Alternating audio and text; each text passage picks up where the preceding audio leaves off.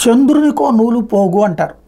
అంటే మనమంటూ ఏదో ఒకటి చేయడం అన్నది. అలాగే చంద్రబాబు గారి విజయం కోసం కాంగ్రెస్ పార్టీ తరపున ప్రస్తుతం మంత్రిగా ఉన్నటువంటి మాజీ చంద్రబాబు గారి అనుంగు సహచరుడైనటువంటి తుమ్మల తాజాగా ఒక సీన్ క్రియేట్ చేసి ఆ సీన్ని పేపర్లో రాయించుకున్నారు ఈనాడులో. అది ఏంటయ్యా అంటే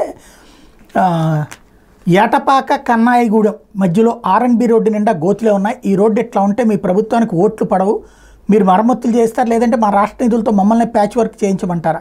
తెలంగాణ రాష్ట్ర మంత్రి తుమ్మల నాగేశ్వరరావు ఆంధ్రప్రదేశ్లోని ఆర్ఎన్బి అధికారిని ప్రశ్నించారు. మంత్రి తుమ్మల బుధవారం భద్రాచలం నుండి దుమ్మగూడెం వెళ్తూ 2 రాష్ట్రాల సరిహద్దుల్లోని అల్లూరు సీతారామరాజు జిల్లా ఏటపాక కన్నాయిగూడెం రహదారిలో ప్రయాణించారు.